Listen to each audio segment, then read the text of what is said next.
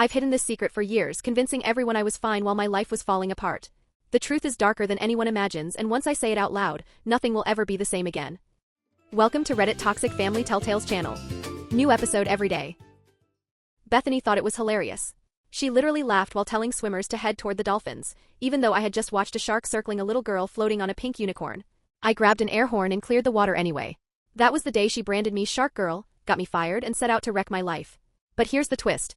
6 months later, I was standing in her old lifeguard tower with a state badge on my chest, watching families swim safely under new reforms she accidentally created. It all started on a warm afternoon at Huntington Beach. I was walking with my best friend when I spotted it, a fin maybe 50 yards out, slicing the water in this strange, unsettling pattern. My stomach dropped. I bolted to the lifeguard station. "There's a shark out there," I told the guard on duty, a blonde woman named Bethany. She barely lifted her eyes from her phone. "Those are dolphins. I've worked this beach 5 years. You've been here 5 minutes? But it didn't move like a dolphin." I tried explaining, voice shaky, heart pounding. She rolled her eyes so hard I thought they might fall out. "Last month I cleared the beach for dolphins. Do you know how humiliating that was? They still call me Dolphin Bethany. I'm not making that mistake again. Please," I begged, "just look through the binoculars." Her tone went icy. "Ma'am, stop causing panic or I'll have you removed from the beach." The fin drew closer. My hands trembled, not from doubt, but because I knew I was right. But here's the thing, 2 years earlier I'd had a panic attack at a beach after mistaking a plastic bag for a jellyfish. My therapist drilled it into me: trust the professionals, don't let anxiety control you. Those words echoed in my head like waves crashing: don't be hysterical. Don't overreact. Still, better safe than sorry, right? I pulled out my phone to dial 911, no service. I ran around like a maniac trying to get bars. Nothing. I asked people nearby, "Do you see that?" A few squinted, nodded, shrugged. "Lifeguards know best," they said. Then a local surfer paddled in. "Yo, that's not moving like a dolphin." Finally, someone else saw it. I rushed back to Bethany. "Even the surfers are saying." She stood up, furious. "Oh, perfect. Now you're here." "What?" I asked, thrown off. She smirked, looked me up and down. "How's Jason, by the way?" My stomach turned to stone. Jason, the guy I just started dating 2 weeks ago. I knew his ex was blonde, but I hadn't realized it was her. "Girl, who cares about him right now? There's a shark." She cut me off. "First you steal my boyfriend, now you're trying to ruin my job. Typical." She shoved her phone in my face, some old news clip titled "Lifeguard Panics Over Flipper." "You'd love that, wouldn't you? Make me look stupid again." I wanted to scream. Instead, I pointed toward a group of hotel cleaners finally enjoying their one day off. "Please, just do something. Those women out there." Bethany's eyes narrowed. "You wouldn't understand real work. Probably never had a job like that in your life." My therapist's voice screamed in my head, "Don't be the hysterical Latina stereotype. Stay calm. Trust authority." But then the fin dipped underwater and I saw it. A shadow, dark and heavy, gliding toward the kids on boogie boards. Bethany caught my expression and smirked. "See? Dolphins dive. Maybe they don't teach marine biology where you're from." Then she did the unthinkable. She grabbed her megaphone. "Attention swimmers. Please move farther out, away from shore. Someone's been harassing people near the beach." I stood frozen in horror as families obediently paddled deeper, right into danger. Parents tugging kids farther away, teens laughing on floaties, trusting her every word. My heart slammed against my ribs. She wasn't just ignoring the threat, she was making it worse. And then I saw her. A little girl, maybe 6, drifting away on a pink inflatable unicorn, the current carrying her straight toward where I'd last seen the shadow. I screamed, waving my arms, but the waves swallowed my voice. She just grinned and waved back, oblivious. Bethany clicked her radio. "Yeah, now she's trying to scare children. I need beach patrol." And then the fin rose. Right beneath the unicorn. The float flipped. The girl vanished. Panic detonated inside me. I spotted an air horn near the surfboards. Without thinking, I sprinted. Bethany shrieked, "Don't you dare!" But I was already there, air horn in hand. My voice ripped through the chaos. "I'm not letting kids die because you're jealous." Blart. Blart. The sound cut through everything. I screamed, "Shark! Get out of the water. Shark!" Every head turned. The little girl surfaced, gasping, while something gray thrashed beside her. Her father swam frantically toward her. Surfers saw it first and shouted, "Shark! Shark! Move!" Then everyone saw it. 8 feet of bull shark exploded out of the water, teeth flashing, before slamming back down on the unicorn float, shredding it to ribbons. Beach patrol stormed in. Security cameras caught the whole thing. Parents were sobbing, clutching their kids. Surfers dragged people back to shore. And Bethany? She jabbed her finger at me and screamed, "This is exactly what she wanted." 2 days later, I drove back to the beach, parked, and just sat there, staring. Families laughed, kids jumped in the surf, parents lounged in the sand, all trusting lifeguards like Bethany. My phone buzzed nonstop with messages from unknown numbers calling me crazy, attention-seeking. One even said they knew where I worked. I deleted them, shaking. That's when Carlos showed up at my apartment with his laptop. He'd been digging into public records all day. 3 near drownings, all in Bethany's section just this summer. Every single one written off as swimmer error. Every single complaint buried. And that was just the beginning. Diane's hidden files told the real story, a trail of buried complaints, years of evidence showing Bethany using her position to hurt people, not protect them. Jason's photos of her notebook? That was the nail in the coffin. Every page proved this wasn't some accident. It was calculated. It was personal. The evidence was piling up, but I knew we still needed something official, something no one could ignore. The next morning, my inbox pinged with an email that made my heart sink. Our FOIA request? Denied. The reason? Pending investigation. 10 minutes later, Diane texted me a screenshot of a city council agenda. An emergency meeting. Her father had slipped in a new item, addressing beach terrorism and protecting city employees from harassment.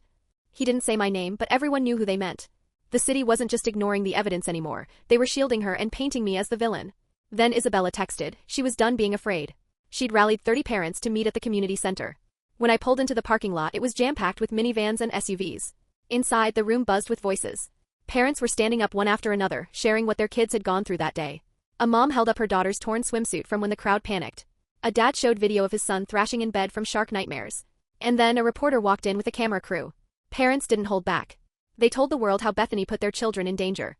Isabella stood up and said what we were all thinking, they can't bully all of us if we stand together. The reporter interviewed family after family. Every single one said the same thing, Bethany was reckless and their kids paid the price. Afterward, the reporter pulled me aside, laptop in hand. She dug through employment records. Turns out Bethany had hopped between 5 different beaches in 3 years. Each time she left right after complaints were filed, complaints that magically disappeared. She asked if I'd go on record. My voice shook when I said yes. I was tired of hiding. We sat in her van for 2 hours while I laid it all out, the footage timestamps, the witness statements, the complaints we'd collected. She had matching records from other beaches. Midway through, her phone buzzed. Jason had forwarded her Bethany's texts, threats promising she'd make me pay. Each one uglier than the last. That night I couldn't sleep. Every creak of my apartment made me jump. Every car passing outside made me tighten the curtains. Her dad had money.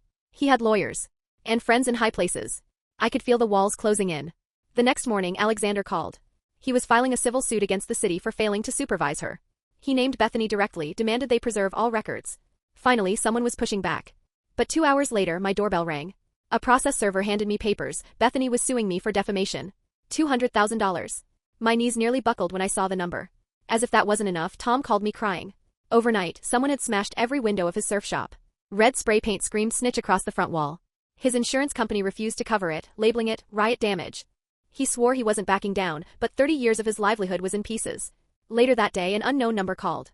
A shaky male voice said, "My name's Derek. I work with Bethany. I've got recordings." He sent me audio files through an encrypted app. Her voice clear as day, laughing. Mocking. Bragging that she knew it was a shark, but wanted to watch me freak out. My stomach turned to ice. And then her father stepped in again. That afternoon, he stood beside the mayor in a press conference, spewing words like mob mentality and harassment against city employees. They painted me as the aggressor. The mayor nodded along, backing him. That night, Carlos showed up at my apartment with takeout and a sleeping bag. He was worried. We tried to joke about the old days, when our biggest decision was which beach to hit on weekends. But the laughter felt hollow. Life before the shark? It felt like it happened to someone else. The next morning, the city twisted the knife. They promoted Bethany, head of beach safety training. She'd be teaching every new lifeguard. Isabella texted me immediately, "This is their warning. This is what happens when we speak up." 3 days later, Alexander called again, his voice tight. He'd uncovered sealed cases in 2 other counties. Both tied to Bethany. Both harassment claims. Both settled quietly. This wasn't her first time. She'd been doing this for years. Minutes after I hung up, my boss called. His voice cracked as he explained the city threatened to yank all their maintenance contracts unless I was fired. 40 employees depended on him. I was terminated effective immediately. 2 weeks severance if I signed an NDA. I drove straight to the unemployment office. Fluorescent lights buzzing overhead, I filled out the forms. The clerk looked at my ID, froze, then leaned closer. She whispered that her daughter had been one of the kids on those boogie boards that day. She thanked me. That moment meant everything, but it didn't change the fact I had maybe 2 months of savings left. The next day, Derek called again. He was sobbing. They transferred him 40 miles north to a beach with no bus route. With 3 kids and no car, he couldn't make the commute. He had to withdraw his statement. They were dismantling us, one witness at a time. But Isabella wasn't done. She organized a protest, 50 parents, kids holding signs reading safety over politics and our kids matter. Bethany needed 3 security guards just to reach her tower. She pulled out her phone, live streaming crocodile tears about being a victim. The news cameras ate it up. By evening, the story had flipped again, poor Bethany harassed by angry parents. But then a breakthrough. Alexander texted, one of the women from those sealed cases had seen the coverage. She sent him documents proving Bethany had destroyed her life after a single date with her ex. Fake fraud claims froze her bank account. Anonymous tips got her fired. Edited photos wrecked her marriage. She said I wasn't the first, I was at least the third. That evening, Jason stumbled into Carlos's apartment drunk and shaking. He showed us texts, Bethany threatening to frame him for assault unless he backed her story. She'd even doctored photos of him passed out to use as evidence. He sobbed, repeating, "I'm sorry," while Carlos shoved coffee into his hands. The next morning, Alexander tried subpoenaing the beach security footage. The city claimed it was routinely deleted. But Tom's friend in IT dug deeper. Deleted didn't mean gone. From a backup server, he pulled partial footage. And there it was. Bethany, looking directly at the shark. Her face tightening, recognition. And then? Her arm stretched out, deliberately pointing swimmers toward it. We must have watched it 10 times. Alexander didn't even hesitate. He called the state attorney general's office right then. Reckless endangerment of minors. Criminal negligence. The footage was undeniable. 2 days later, investigators would arrive. But Bethany wasn't finished. That night, Carlos opened his door, and there she was, flanked by 2 massive guys. She shoved her way inside, threatening his family, warning him about accidents on job sites if he didn't back down. She left him frozen. But I'd been recording from the bedroom. Carlos stared at me, then grabbed my phone. Before I could stop him, he posted the clip online. Within an hour, it had 1,000 shares. By morning, #Bethany Threatens was trending nationwide. News crews swarmed the beach. Her father tried another press conference, but reporters weren't buying it. Cameras caught every word as he stormed off under a hail of questions. And then the dominoes fell. 3 lifeguards went public together. One had photos of Bethany passed out in the tower at noon on a Saturday. Another had texts where she threatened to fire him if he reported her drinking. A third admitted she'd made him cover her shifts so she could party. They said Carlos's recording gave them the courage. That same afternoon, state investigators stormed the beach offices with warrants. They hauled out filing cabinets, hard drives, everything. An investigator even told me they'd seen this kind of cover-up before. Families protecting their own while others suffered. By 3 o'clock, Bethany's father tried to spin it again. But during his press conference, voices from the crowd started rising. One woman shouted Bethany had gotten her sister fired years ago for refusing to date her friend. Another man said she planted drugs in his locker after he complained. More and more voices piled on, phones raised, recording everything. That night, Jason called. He slid a folder across the table at a coffee shop, hands trembling. Emails, texts, recordings. All proof Bethany had been plotting against me since day one. She admitted she didn't care if people drowned, as long as I looked bad. The next morning, headlines exploded. The state suspended Bethany's certification. Her father raged on TV, but even the governor's office stepped in, saying public safety wasn't negotiable. Federal inspectors announced they'd audit Huntington Beach's lifeguard program. By that afternoon, police walked Bethany out of her home in handcuffs. Charges: reckless endangerment, witness intimidation, false reports. Her father's influence couldn't shield her anymore. The city council turned on him within days. His allies started talking about accountability. He sat in silence as the empire he'd built crumbled. Then came the call that made me cry. Diane. The city had offered her job back, with back pay and a promotion. She would lead beach safety reforms. She wanted me as her consultant.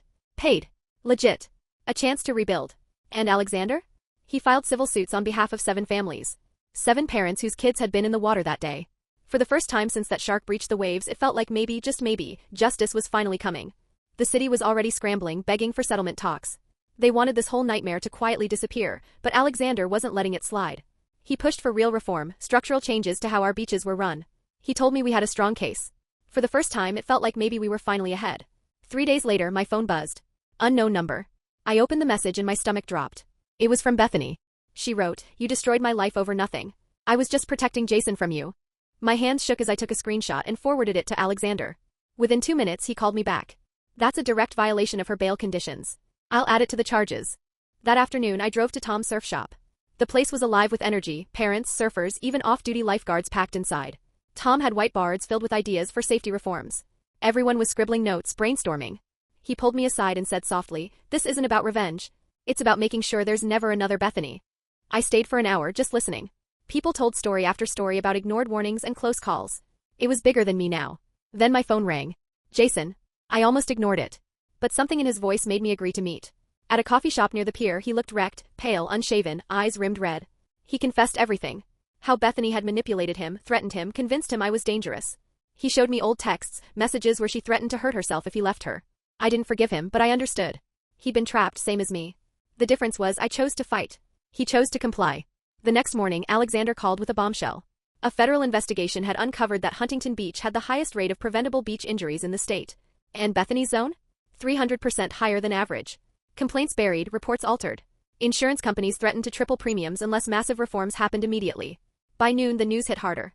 Her father announced his resignation from the city council. He claimed it was because of a witch hunt mentality, but Alexander's sources said the truth. His fellow council members had demanded he step down. The empire that had protected Bethany was crumbling. That afternoon, Bethany tried one last stunt. She posted a video online, claiming I orchestrated everything because Jason chose her over me. But then Jason fought back. He posted their entire text history, months of threats, manipulation, proof she'd vowed to ruin his life if he ever left her. Within an hour, Bethany's remaining supporters vanished. She deleted every social media account. The next morning, I got the call I'd been waiting for. The court officially vacated the restraining order. The judge even apologized for being misled. I drove straight to the beach. For the first time in weeks, I stood at the water's edge. Families splashed in the surf. Kids screamed with laughter. A woman grabbed my hand. "You're the one who saved my daughter." More people gathered, thanking me. It felt surreal, standing on the sand where it had all begun. Later that afternoon, Alexander called with more news. Prosecutors had offered Bethany a plea deal: plead guilty to reckless endangerment, serve 18 months, lifetime ban from lifeguarding. She had 48 hours to decide. But Bethany, in true Bethany fashion, refused. She wanted a trial. Claimed she was a hero being persecuted. Her lawyer quit on the spot. Her father hired a high-priced team, but even they seemed rattled by her stubbornness. 6 months out, a trial was set. In the meantime, life began to change. Diane created a new position at the beach, Director of Beach Advocacy. She offered it to me. My first real office overlooked the ocean. My first project? An anonymous complaint system so anyone could report lifeguard misconduct without fear. Within the first hour, we had 17 reports from different California beaches. 17. That evening, Carlos took me to our favorite Mexican restaurant. He watched me push rice around my plate. "You know you're different now," he said quietly. And he was right. The old me would have trusted Bethany. Would have stayed quiet. Would have let those kids die. The new me? I was done being silent. The movement spread. Tom held workshops right on the beach, teaching parents and kids how to spot red flags. 40 families showed up. Parents exchanged numbers, forming a safety network. Within weeks, 2 beaches in San Diego announced their own investigations after hearing our story. A mother from Del Mar called me sobbing. Her son had reported a drunk lifeguard, and for the first time, someone actually listened. Then Isabella organized something unforgettable. A gathering at the exact spot where I'd blown that air horn. Survivors, parents, supporters, all reclaiming the beach together. Kids played in the waves while real lifeguards, properly trained, stood vigilant in their towers. It wasn't about Bethany anymore. It was about taking back the water for everyone. Soon after, I started packing for a new apartment closer to the beach. While cleaning, I found my old therapy journal. The last entry 2 years ago: trust the professionals. They know best. I grabbed a pen and wrote underneath: trust yourself first. You know when something's wrong. Alexander called me in for one final meeting. He spread papers across the table, statistics showing the ripple effect. 47 beaches updating safety protocols. 12 negligent lifeguards removed. 3 new state laws being drafted. You saved hundreds of future victims, he told me. And then the verdict finally came. Bethany was sentenced to 3 years, parole possible after 18 months.